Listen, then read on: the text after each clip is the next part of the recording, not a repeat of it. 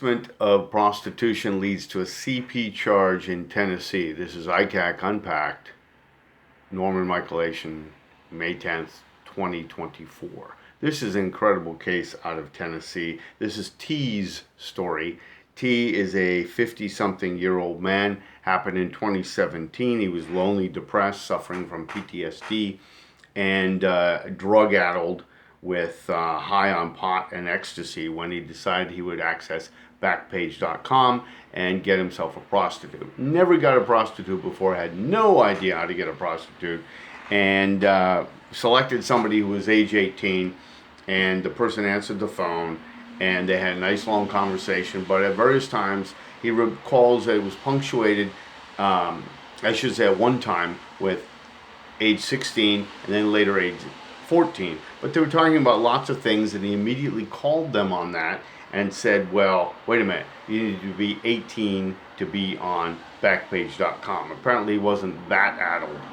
But the fact of the matter is, it doesn't matter, because once they tell the age and you don't immediately disengage, you're stung as far as they're concerned. And cops keep winning in courts on this. It doesn't matter what the next step is, which is that T said, I'm not interested, and he blocked the account. He blocked the number. Whereupon they called him back 3 more times from 3 different numbers, harassing him, cajoling him, ridiculing him, calling him names, variously cajoling him and stroking his ego at various times, until he finally agreed that he would do it. But he said, I don't have any money. He ended up going to his bank. He ended up withdrawing money that was dedicated to another purpose, $125 or $150, and went to meet them at the hotel. The woman who answered the door at the hotel was 45. He said if she was anything, and she was, looked a little rough. And when he entered the room, there was another woman who looked even rougher sitting on the bed. And they talked about the terms, and clearly he said, I knew you folks weren't 16 and 13, 14, and they were laughing. And he handed over the money, and then the police stepped in from the back room, dressed in riot gear and sporting pistols and an AR-15, and they arrested him. They brought him to another room to do the preliminary booking, and in that room were dozens of other men caught in this same prostitution-style sting. Of course, we don't know what their stories are. We don't know if they used 16 or 14, but it was definitely a prostitution sting. And in the process, he was placed on the bed and collapsed and became unconscious. He said immediately, that's the last thing he remembered. When he woke up, they were reading him an abbreviated Miranda rights. They said they'd get to the rest of it later. They did not get to it. The case was dismissed based on irregularities. He was facing 56 years in prison for CP, and it was dismissed.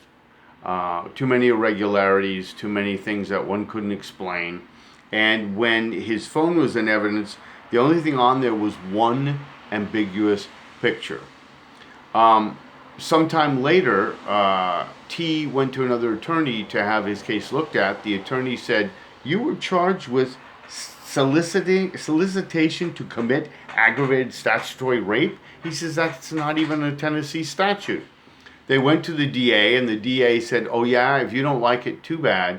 I'm going to refile the charges if you press it. The attorney recommended not pressing it. T went on to another person, though, and that person decided to press it, and the DA said, fine, I will reinstate the 56 years in prison charge, term for 12 charges, or you can have my plea deal. My plea deal was 8 years of probation, 200 hours of community service, 6 months house arrest, and ankle monitor for that first year, and then we'll proceed on that, which is what he was convicted under.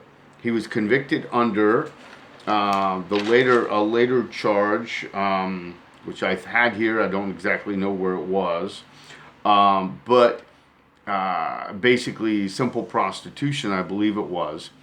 And his life was turned upside down. He became unemployable. He found out later that that this deal brought him 10 years on the sex offender registry, which is something he claimed he never heard about. This is a claim we're hearing more and more. They slip in that later on, even when you ask them about it, and they claim, oh, no, this, you won't get sex offender registry. Because, see, they can lie to you. That's perfectly acceptable. They can do that, not a big deal. So a virtue test turned into child pornography in this way. So they go and they accuse him of CP and put him on that so that he can't even leave his county and he can't even drive a car in Tennessee. Although recently he was able to drive a car and leave the county thanks to a third attorney and over $120,000 in money he had to pay for this privilege of fighting this case for over 19 months. And what was really interesting here is that the game the SOR people play, the sex offender registry, what they play in Tennessee. Apparently there was another person who had completed his time, and he sent a letter. Basically, you have to send a letter begging to be removed. And a recent change in the law allows the authorities down there to decide arbitrarily that you should be kept on. And in fact, they sent this young man and the different man, T's friend, a letter saying that you're on the registry now for life because they can. The lower courts in Tennessee have already declared lifetime registry unconstitutional, but the matter has been bumped up now to the state Supreme Court, and they've been waiting for a decision on this. Are you ready? They've been waiting for the state Supreme Court for 6 years to rule on the constitutionality of arbitrarily having your sentence changed, and suddenly you have to go to community custody where you're on lifetime registration, an arbitrary and capricious decision if there ever was one. What's interesting too as a postscript here is that, like a lot of us, T conducted several psychological reports. He had one done by the head of the psychology department at a leading university in the country, and this person said, well, you're apparently a pothead, it looks like. You use acid, and you're into black women, but you're not into children. That, of course, was completely ignored, and the fact that he suffered from PTSD and other factors were not considered in his latest charge of child pornography. So this is what these folks do. Now, it's interesting because on the issue of age, I had discussed the issue of age with the State Patrol here in Virginia, February 2019, when Bonnie and I went to go visit the State Patrol and report violation of state crimes to them by the local police. Of course, we got nowhere. They weren't interested in doing that.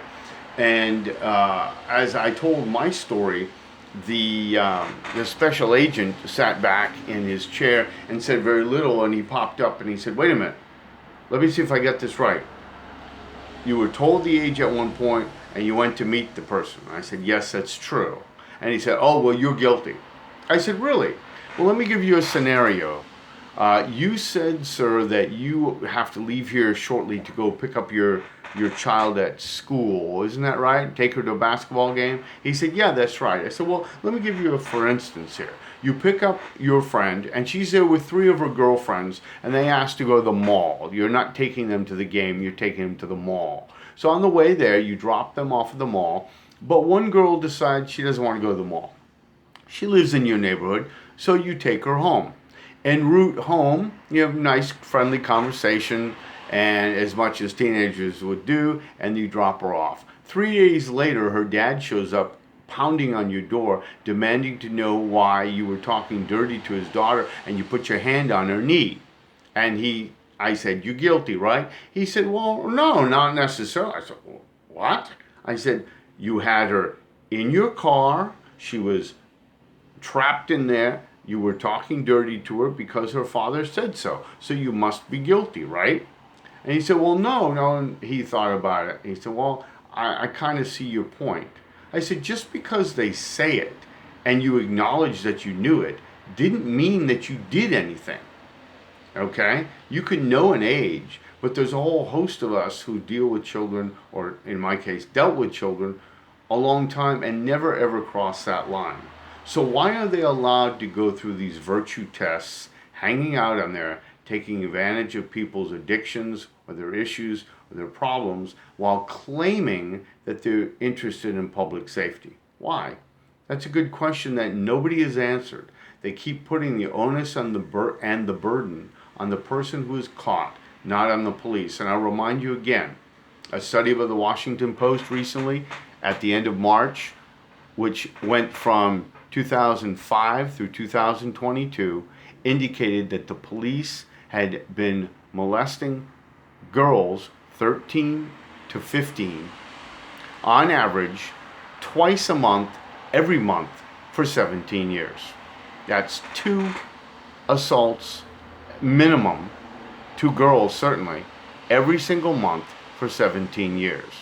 So, you can say whatever you want about other people, but using your badge for something like that and then doing what the police did, which is to cover it up, as they always do, is most reprehensible.